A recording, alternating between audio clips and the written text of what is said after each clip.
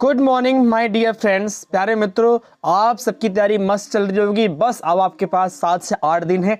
लगभग 6 तारीख के बाद आपके एडमिट कार्ड भी आ जाएंगे। प्यारे मित्रों, जोड़ तोड़ से अपनी तैयारी को मजबूत करिए, ज़्यादा से ज़्यादा प्रैक्टिस लगाइए और उन प्रैक्टिस को मैं मजबूत करते जा रहा हूं। कल मैंने पर्यावरण विषय के सुपर 100 क्वेश्चन लिए हैं। प्यारे मित्रों, मिक्स क्वेश्चन है, सारे टॉपिक पर बेस, पूरे सिलेबस के अकॉर्डिंग, पूरा सिलेबस के अकॉर्डिंग बनाया गया प्रश्न है और वहां से आपने अच्छे से कर लिया तो आपके 15+ नंबर कहीं नहीं गए हैं। और आज हम प्यारे मित्रों अभी की वीडियो में बाल विकास के सुपर क्लास लेने वाला हूं। ये भी मैराथन रहने वाली है और कितनी लंबी रहने वाली है मुझे नहीं पता। बस आपको बने रहना है, सारे क्वेश्चंस को ध्यान से पढ़ना है, पूरे प्रश्नों का उत्तर देना है, क्योंकि ये प्रश्न आपके पेपर में पक्का फंसेंगे। इसलिए आगे बढ़ते हैं, चलिए शुरुआत करते हैं पहला प्रश्न के साथ।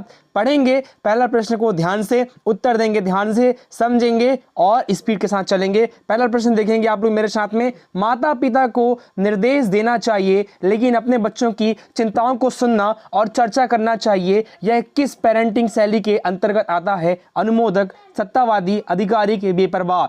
Permissive, authoritarian, authoritative and neglectful. मतलब क्या कि माता पिता, पेरेंट्स जो हैं क्या करें, बच्चों को निर्देश दें और साथ साथ में उनकी चिंताओं को सुने और चर्चा करें। यह किस पेरेंटिंग के अंतर्गत आता है? आप लोग उत्तर बताएंगे। बिल्कुल प्यारे मित्रों, आपका उत्तर जाएगा अधिकारिक। अधिकारिक होता है इस प्रकार का जो पेरेंटिंग होता है, इस प्रकार का लालन पालन अधिकारिक कहलाता है। सेकंड क्वेश्चन लूंगा। अच्छा, इसका थोड़ा सा आप लोग एक्सप्लेनेशन देख लो, क्या होता है अधिकारिक? ऑथोरेटिव, पेरेंटिंग, अधिकारिक शैली, लोकतांत्रिक। मतलब क्या कि बच्चों के साथ चर्चा परिचर्चा करें, उन्हें निर्देश दें, मतलब ऐसा कि उन्हें अलग मतलब गलत रास्ते पे भटकने ना दें, सही रास्ते पर जाने के लिए थोड़े बहुत निर्देश दें और उनके साथ किसी भी समस्या का चर्चा परिचर्चा करें। दैट इज कॉल्ड अधिकारिक शैली। मतलब क्या? लोकतांत्रिक शैली, डेमोक्रेटिक शैली। प्यारे मित्रों समझ में आ गया? ऑथोरिएशन मतलब पेरेंटिंग, अधिनायकवादी शैली, अनुशासक। मतलब क्या कि पेरेंट ही मेन होते हैं यहाँ पे। अधिनायक मतलब सब कुछ काम पेरेंट का होता है, बच्चे कुछ ना करें, मतलब पेरेंट ही बोलें कि तुम ये करो तुम वो करो, ऐसा नहीं। परमेश्वर, अनुमोदक शैली मतलब बच्चों का बात मानना, बच्चे बोल रहे कि मुझे ये करना है, नहीं। नेग्लेक्टफुल, बेपरवाह मतलब ध्यान ही ना देना। आजकल के पेरेंट्स आप सबको पता है ध्यान नहीं देते किसी बच्चे पर, अपने कार्य पे बिजी रहते हैं और लालन पालन करने के लिए वर्क कर रख लेते हैं, ये गलत है। आ रहा है समझ में? तो 4 प्रकार के पेरेंटिंग के प्रकार हैं, आप लोग स्क्रीनशॉट ले लेंगे। आगे लेके चलूंगा मैं थोड़ा सा। यहाँ देखिए सारी चीजें, ये देखिए जरा, यहाँ पर बच्चे के साथ बात कर रहे हैं, चर्चा पर चर्चा कर रहे हैं, उसके साथ बच्चे की बात को मान रहे हैं, देखिए इस तरह से। और यहाँ पर क्या हो रहा है कि तीसरी चीज परमेसिव क्या हो रहा है, देखिए परमेसिव में क्या हो रहा है, मैंने बताया आपको। परमेसिव में बताया अनुमोदक शैली, मतलब यहाँ पे ध्यान देखिए। अच्छा, सेकंड नंबर अधिनायकवादी। यहाँ पर अच्छा ये वाले चित्र में पेरेंट मेन होते हैं, यहाँ पर बच्चे मेन होते हैं और यहाँ पर क्या होता है कि बेपरवाह, तुम्हें जो करना है वो करो, ऐसा। देखिए पेरेंट क्या कर रहे हैं, टीवी देख रहे हैं और बच्चा गेम खेल रहा है, देखिए इस तरह से। चलिए ये देखिए और अच्छा से देख सकते हैं आप लोग यहाँ पर फैक्टर्स इन्फ्लुएंसिंग डेवलपमेंट, विकास को प्रभावित करने वाले कारक भी आप लोग नोट कर लेंगे। कौन कौन से कारक प्रभावित करते हैं? न्यूट्रिशन मतलब पोषण, अर्ली स्टिमुलेशन मतलब प्रारंभिक उत्तेजना और चाइल्ड रियरिंग प्रैक्टिस मतलब पालन के तरीके। ये 3 प्रकार के बच्चे को विकास को प्रभावित करते हैं। ये वाला इंपॉर्टेंट ज्यादा पूछता है, तीनों आप लोग नोट कर लेंगे। चलिए थोड़ा सा लेट हो गया, आगे लेके चलता हूँ मैं, थोड़ा स्पीड चलेंगे और अच्छे से।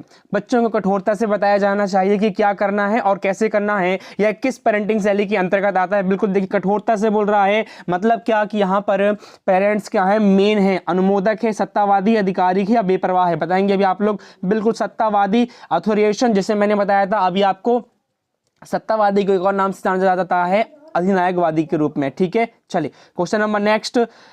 माता पिता को तर्कसंगत और वस्तुनिष्ठ तरीके से दिशा और मार्गदर्शन प्रदान करना चाहिए, यह किस पेरेंटिंग शैली के अंतर्गत आता है? प्यारे मित्रों, प्यारी बहनों, प्यारी गृहिणियों, आप सबका स्वागत है। वीडियो में एंड तक बने रहना है, बहुत सारे प्रश्न हैं, मैराथन क्लास है। इस प्रश्न को कर लिया, इस क्लास को कर लिया तो आपके 15+ नंबर कहीं नहीं गए हैं, देख लेना आप। माता पिता को तर्कसंगत और वस्तुनिष्ठ तरीके से दिशा और मार्गदर्शन प्रदान करना चाहिए, यह किस पेरेंटिंग शैली के अंतर्गत आता है? बिल्कुल चर्चा पर चर्चा करना, वो सब चीजें। बिल्कुल अनुमोदक, सत्तावादी, अधिकारिक, बेपरवाह। बिल्कुल प्यारे मित्रों, आपका उत्तर जाएगा अधिकारिक। अगला प्रश्न।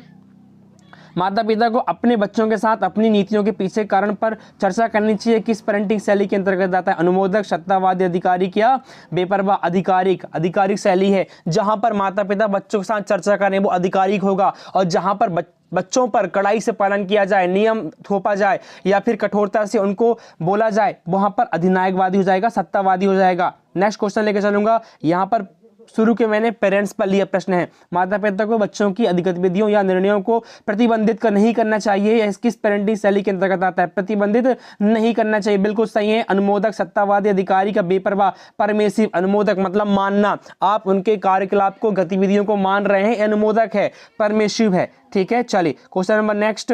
बच्चों को बिना प्रश्न पूछे अपने माता पिता के आदेशों का पालन करना चाहिए। यह किस पेरेंटिंग शैली का प्रतिनिधित्व करता है? बिना प्रश्न पूछे माता पिता के आदेशों का पालन करना चाहिए, मतलब किसी प्रकार की बच्चों को क्या नहीं कर रहे हैं आप लोग, बच्चों की बातों को, बच्चों के विचारों को, बच्चे को महत्व नहीं दे रहे हैं आप। यहाँ पर क्या होगा? अनुमोदक, सत्तावादी, अधिकारी क्या बेपरवाह। जहां पर पेरेंट्स मेन होते हैं वहां सत्तावादी होता है, ध्यान रखेंगे आप लोग। चलिए क्वेश्चन नंबर नेक्स्ट। माता पिता को अपने बच्चों और से अपनी अपेक्षाओं को बहुत स्पष्ट और चर्चा के लिए खुला रखना चाहिए। यह किस पेरेंटिंग शैली का प्रतिनिधित्व करता है? मतलब बच्चों को अपनी अपेक्षाओं को बहुत स्पष्ट और चर्चा के लिए खुला रखना चाहिए, बिल्कुल। अनुमोदक, सत्तावादी, अधिकारी क्या बेपरवाह, अधिकारिक। जहां पर बच्चों को मौका मिले वो अधिकारिक होगा। अच्छा आगे चलते हैं थोड़ा सा और। Question number 8। माता पिता को अपने बच्चों के साथ अपनी नीतियों के पीछे कारणों पर चर्चा करना चाहिए। यह किस पेरेंटिंग शैली का प्रतिनिधित्व करता है? नीतियों के पीछे कारणों पर चर्चा करना चाहिए। अनुमोदक, सत्तावादी, अधिकारी क्या बेपरवाह, अधिकारिक। बिल्कुल चलिए आगे लेके चलूंगा मैं।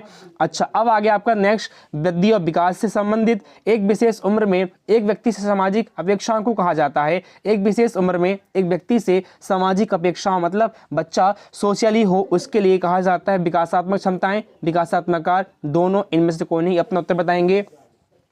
ऊपर के सारे प्रश्न पेरेंट्स पर आधारित थे, आप लोग अच्छे से कर लेना, वहां से एक नंबर भी नहीं हटेगा, दोनों आएगा इसका उत्तर, विकासात्मक क्षमता, विकासात्मक कार्य। आगे लेके चलूंगा मैं।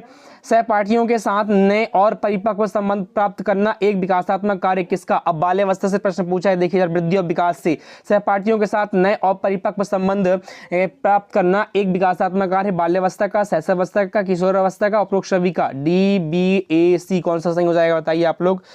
मतलब सहपाठियों के साथ नए परिपक्व संबंध बनाना, मैच्योर संबंध बनाते हैं आप लोग जो टूटता नहीं है, बिल्कुल सही है प्यारे मित्रों। किशोरावस्था आपको उत्तर जाएगा, मतलब C नंबर, ठीक है। चलिए क्वेश्चन नंबर नेक्स्ट। समय आयु समूह के साथ घुलना मिलना सीखना क्या कहलाता है? बाल्यावस्था, शैशवावस्था, किशोरावस्था, उपरोक्त सभी। मतलब मैं कौन सा समय है जिसमें अपने आयु समूह के साथ घुलना मिलना सीखता है बच्चा? बाल्यावस्था, शैशवावस्था, किशोरावस्था, उपरोक्त सभी। आपका आ जाएगा उत्तर बाल्यावस्था। बाल्यावस्था वह काल है जहां पर बच्चा अपने आयु समूह के बच्चों के साथ घुलना मिलना सीखता है, मित्र मतलब फ्रेंडशिप करना शुरू करता है। उचित पुरुषवाचक, स्त्रीण सामाजिक भूमिका प्राप्त करना एक कार्य है।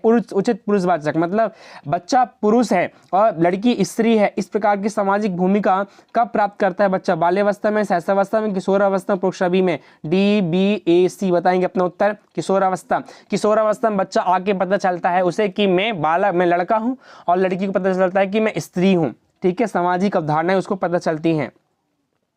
आयु के अनुसार उपयुक्त का प्रकार हासिल करना महत्वपूर्ण है, क्योंकि आयु के अनुसार अपने कार्य को जानना हासिल करना महत्वपूर्ण है, क्योंकि यह बच्चे को हीन महसूस कराता है और इससे दुख होता है। इससे इसका परिणाम सामाजिक अस्वीकृति में होता है, जो अक्सर सामाजिक अस्वीकृति के साथ होता है। C नए विकासात्मक कार्यों में निपटना को कठिन बनाता है, उपरोक्त भी। बताइए मतलब क्या कि बच्चा अपने कार्यों को जान पाता है, हासिल कर पाता है। अपना उत्तर बताएंगे आप लोग, बिल्कुल आपको तो जाएगा उपरोक्त सभी। यहाँ पर सारी चीजें जाएंगी, ध्यान रखना है। चलिए नेक्स्ट क्वेश्चन लेके चलता हूं मैं। शारीरिक स्थिरता प्राप्त करना एक कार्य है, मतलब achieving physical stability is a task of. शारीरिक स्थिरता एक कार्य है किसका? बच्चा कब शारीरिक रूप से स्थिर हो जाता है? बाल्यावस्था में, शैशवावस्था में, किशोरावस्था में, उपरोक्त सभी में। मतलब बाल्यावस्था एक ऐसी कौन सी अवस्था है इसमें बच्चे का विकास या वृद्धि थोड़ा कम हो जाता है, स्लो हो जाता है, धीरा हो जाता है ना, मतलब स्थिर जैसा लगता है। बिल्कुल बाल्यावस्था आपको उत्तर जाएगा।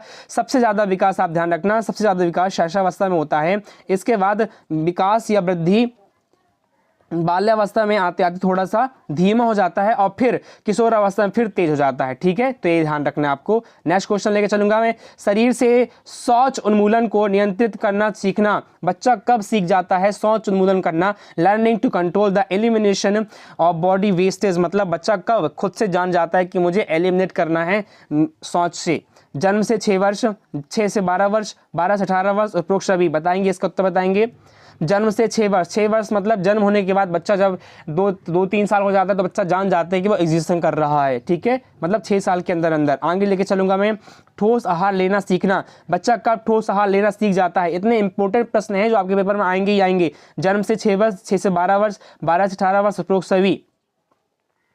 बिल्कुल, जन्म से 6 वर्ष, जन्म से 6 वर्ष में ठोस आहार लेता है और ठोस आहार लेने के बाद उसको बाहर करना भी सीख जाता है। ये दोनों पॉइंट अपने को याद रखना है। आगे, लिंग अंतर सीखता है कब? लिंग में अंतर कब सीख जाता है? जन्म से 6 वर्ष, 6 से 12 वर्ष, 12 से 18 वर्ष, उपरोक्त सभी। प्रश्न का उत्तर बताएंगे। बिल्कुल, जन्म से 6 वर्ष, जन्म से 6 वर्ष में बच्चा क्या कर जाता है?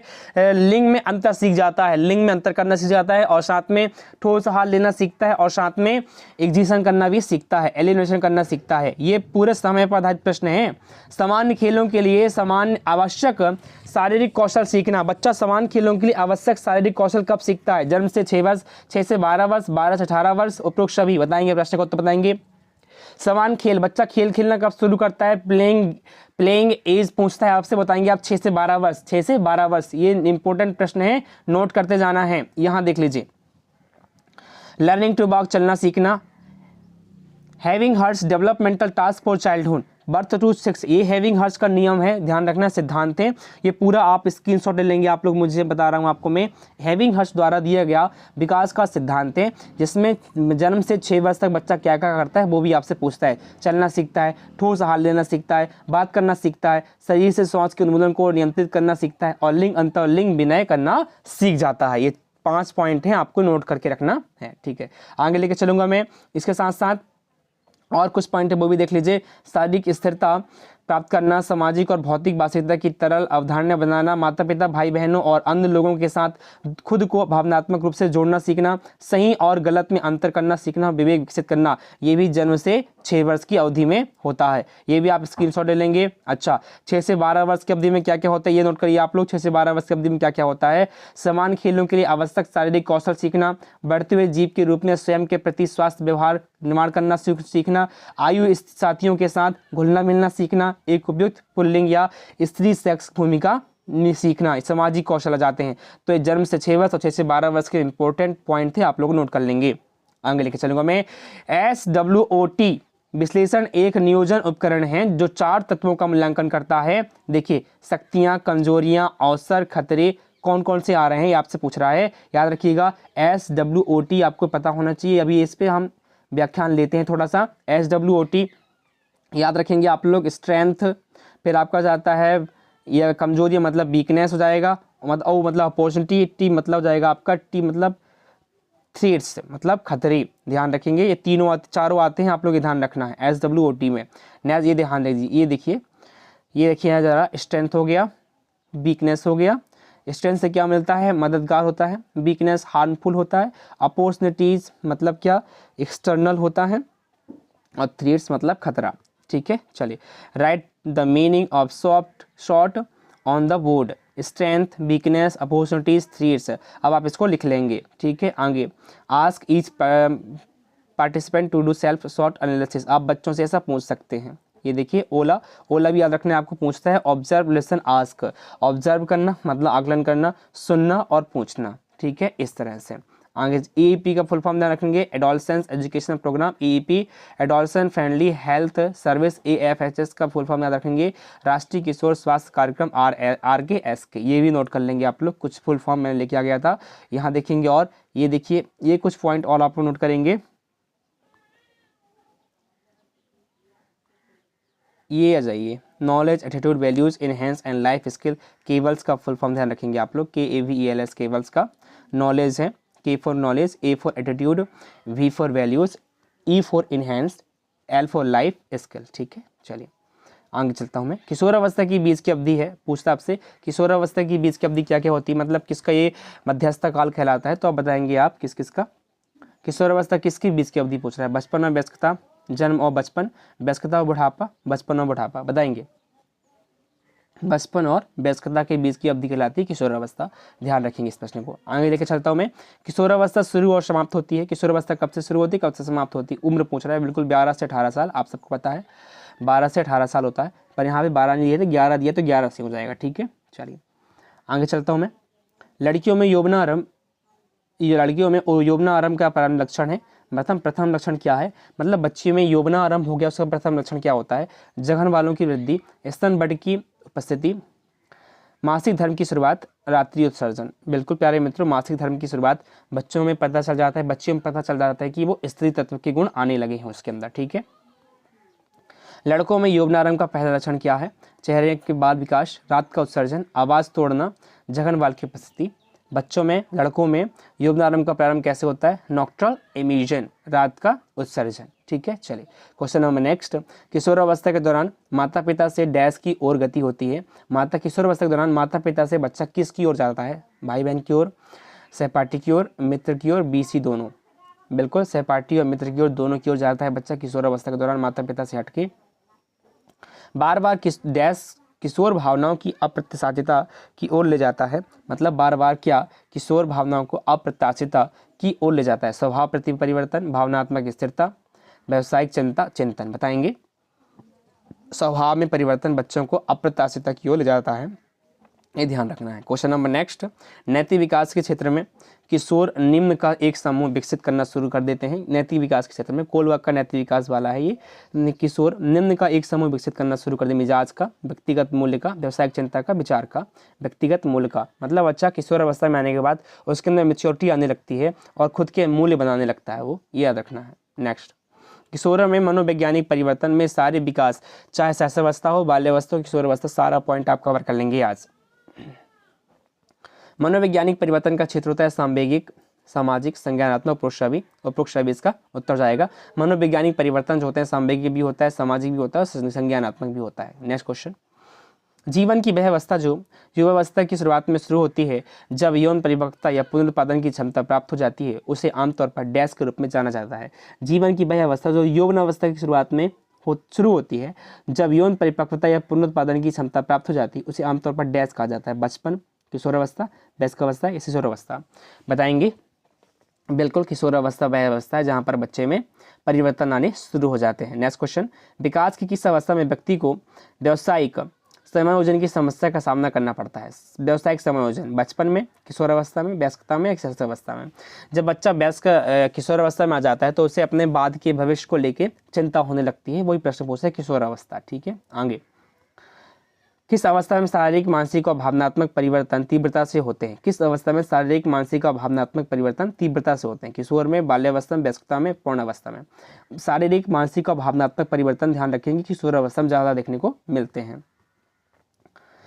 निम्नलिखित में से किसका किशोर की सामाजिक क्षमता पर महत्वपूर्ण प्रभाव पड़ता है। किसका किशोर की सामाजिक क्षमता पर, माता पिता के साथ संबंध, कक्षाओं में तर्क, स्थितियों के प्रति प्रतिक्रियाएं, मनोरंजक गतिविधियां। देखिए, बच्चे का यदि माता पिता के साथ संबंध अच्छे से है तो उसका सामाजिक संबंध भी अच्छे से हो जाता है, और वहीं पर यदि पारिवारिक परिदृश्य अच्छा नहीं है तो समाज का संबंध भी अच्छा नहीं होता, याद रखना है। माता पिता के साथ संबंध अच्छे होने चाहिए। एरिक्सन के अनुसार किशोर का कार्य है, किशोर क्या करता है। एरिक एरिक्सन साहब ने किशोर अवस्था को लेके बहुत सारे सिद्धांत दिए हैं, वो आपको ध्यान रखना है। किशोर क्या कार्य करता है, नैतिकता की भावना विकसित करे, दूसरे के साथ अंतरंगता खोजे, पहल की भावना विकसित करें, स्वयं की एक सुसंगत भावना खोजें। किशोर क्या करता है, स्वयं की एक सुसंगत भावना खोजता है, ठीक है। चलिए आगे, भावनात्मक विकास डैश की अवधि के दौरान अपने चरमोत्कर्ष पर होता है। मतलब भावनात्मक इमोशनली डेवलपमेंट सबसे ज़्यादा कब होता है, शैशवावस्था में, बाल्यावस्था, किशोरावस्था, वयस्कावस्था। बिल्कुल, किशोरावस्था में आपकी भावनाओं का विकास तीव्र होता है। डैश उस विशिष्ट समय को कहा जाता है जब बच्चे अपने वातावरण में खास प्रकार से उद्दीपन के प्रति विशेष रूप से ग्रहणक्षम होते हैं।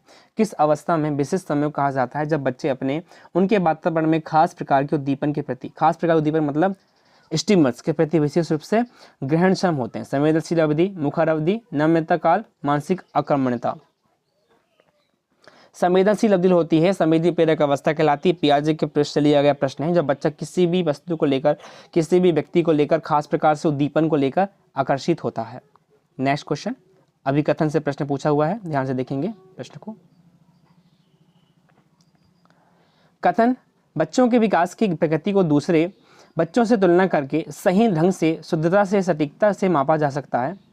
बच्चों के विकास की प्रगति को दूसरे बच्चों से तुलना करके सही ढंग से, शुद्धता से, सटीकता से मापा जा, मतलब दूसरे व्यक्ति से आप एक बच्चे की विकास को दूसरे बच्चे के विकास से तुलना करके माप रहे हैं, तो क्या सही है क्या? आगे चल तर्क देखते हैं। विकास का स्वरूप व अनुक्रम एवं विकास की गति सभी बच्चों के लिए सार्वभौमिक रूप से समान होती है। विकास की गति समान होती है क्या? सही विकल्प चुनें। क्या सभी बच्चों में विकास की गति समान होती है? क्या सभी बच्चों की तुलना आप कर सकते हैं? एक बच्चे के विकास की तुलना दूसरे बच्चे की विकास की तुलना कर सकते हैं क्या? ये आपसे प्रश्न पूछ रहे हैं। ए और आर दोनों सही हैं और आर एक ही सही व्याख्या करता है। ए और आर दोनों सही हैं लेकिन आर एक ही व्याख्या नहीं करता। ए सही है लेकिन आर गलत है। ए और आर दोनों गलत। उत्तर बताएंगे अपना। प्यारे मित्रों, दोनों गलत हैं, ध्यान रखिएगा। हम किसी एक बच्चे के विकास को देखकर दूसरे बच्चे के विकास की तुलना नहीं कर सकते और ना ही माप सकते, और साथ साथ में दो बच्चों की विकास की गति समान नहीं होती। एक उदाहरण समझना, एक बच्चे का विकास शहर में हो रहा है, एक बच्चे का विकास ग्रामीण क्षेत्र में हो रहा है, तो बताइए क्या दोनों का विकास समान होगा क्या? नहीं। चलिए नेक्स्ट क्वेश्चन। भाषा व संज्ञानात्मक विकास के बारे में निम्नलिखित में से कौन सा कथन सही है? भाषा की संज्ञानात्मक विकास में महत्वपूर्ण भूमिका है। भाषा की संज्ञानात्मक विकास में कोई भूमिका नहीं है। भाषा संज्ञानात्मक विकास की प्रक्रियाओं में बाधा उत्पन्न करती है। भाषा और संज्ञानात्मक विकास स्वतंत्र प्रक्रियाएं हैं। बताइए अलग अलग हैं क्या? नहीं। प्यारे मित्रों, दोनों महत्वपूर्ण प्रक्रियाएं हैं, भूमिकाएं हैं। भाषा संज्ञानात्मक विकास में महत्वपूर्ण भूमिका है, ध्यान रखिएगा, ठीक है। बिना भाषा के संज्ञानात्मक विकास नहीं हो सकता। बालकों में व्यक्तिगत क्षमताओं विकास के लिए विकासात्मक प्रतिमानों को उद्धृत करके सटीकता से व पक्के और तौर पर भविष्यवाणी की जा सकती है। के लिए पूर्वानुमान बिल्कुल नहीं किया जा सकता। के लिए कुछ हद तक पूर्वानुमान लगाया जा सकता है, परंतु सभी बच्चों के विकास की दर अलग अलग होती है। बिल्कुल सही है। अव्यवस्थित व असतत होता है। बताएंगे इस प्रश्न का उत्तर बताएंगे। बच्चों के व्यक्तिगत विकास में क्या इंपॉर्टेंट है? बिल्कुल प्यारे मित्रों, आपका ये सी नंबर प्रश्न उत्तर सही हो जाएगा। हर बच्चे की विकास की क्षमता अलग अलग होती है, विकास का दर अलग अलग होता है, कुछ हद तक हम उनका पूर्वानुमान लगा लेते हैं, ठीक है। चलिए क्वेश्चन नेक्स्ट। निम्नलिखित में से कौन से कथन सही है? विकास क्रमबद्ध नहीं होता है, विकास अव्यवस्थित होता है, विकास एक सतत प्रक्रिया है, विकासात्मक प्रतिमान सांस्कृतिक परिवेश से प्रभावित नहीं होते। बताएंगे। एक विकास से संबंधित प्रश्न है। विकास क्रमबद्ध नहीं होता, विकास अव्यवस्थित होता है, विकास एक सतत प्रक्रिया है, विकासात्मक प्रतिमान सांस्कृतिक परिवेश से प्रभावित नहीं होते। सही कथन बताना। विकास एक सतत प्रक्रिया है, ध्यान रखना है। विकास एक क्या है? सतत प्रक्रिया है। विकास का सिद्धांत से प्रश्न पूछा है। Next question. निम्नलिखित में से कौन सा सही रूप से मेल खाता है?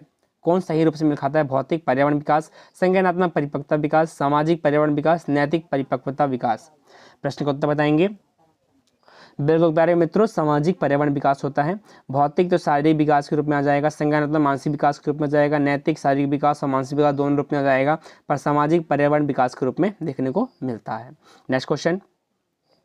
निम्नलिखित सभी तथ्यों को इंगित करते हैं कि एक बच्चा भावनात्मक और सामाजिक रूप से एक वर्ग में फिट है, सिवाय इसके साथियों के साथ अच्छे संबंध विकसित करें। यदि कोई भावनात्मक और सामाजिक रूप से अच्छा है तो साथियों के साथ अच्छे संबंध स्थापित कर लेगा। चुनौतीपूर्ण कार्यों के साथ ध्यान केंद्रित करें और उस पर कायम रहें, ठीक है। गुस्से और खुशी दोनों को प्रभावी ढंग से प्रबंधित करें।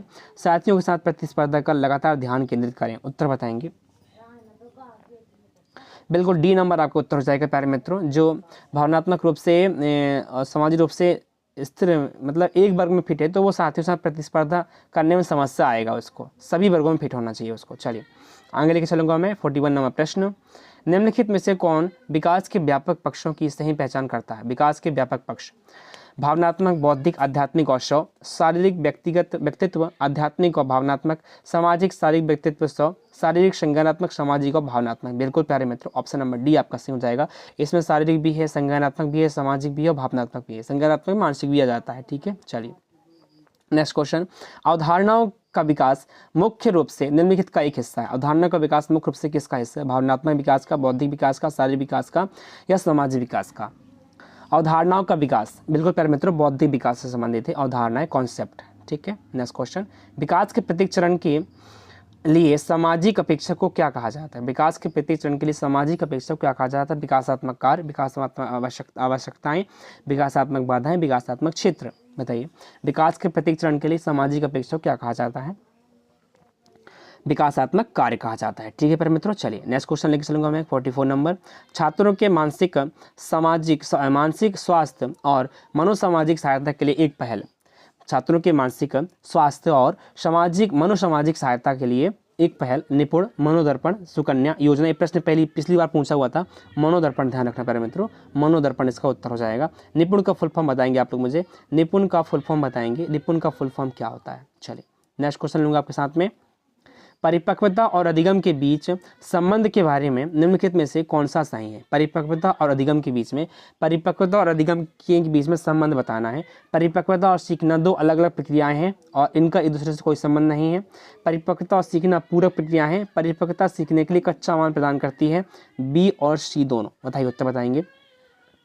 बिल्कुल पहले मित्रों बी और सी दोनों जाएंगे। परिपक्वता और सीखना पूरक प्रक्रियाएं हैं। परिपक्वता सीखने के लिए कच्चा माल प्रदान करती है। बी और सी उत्तर जाएंगे। ध्यान दीजिएगा, जब बच्चा, जैसे कि जीन पायल साहब ने कहा है जैविक परिपक्वता, बच्चा जब जैविक रूप से शारीरिक रूप से परिपक्व नहीं होगा तब तक अधिगम की क्रियाएं नहीं हो सकती। ध्यान रखिएगा, मतलब शारीरिक रूप से परिपक्व होना बहुत जरूरी है। आगे लेके चलूंगा मैं। अनुवांशिकता के बारे में निम्नलिखित कथनों में से कौन सा सही है। जीन विकास के बारे में सब कुछ तय करते हैं।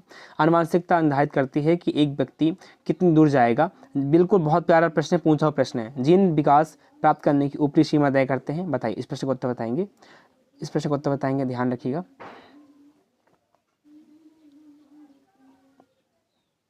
बिल्कुल प्यारे मित्रों, जीन विकास प्राप्त करने की ऊपरी सीमा तय करते हैं। ठीक है, ये ध्यान रखना है आपको।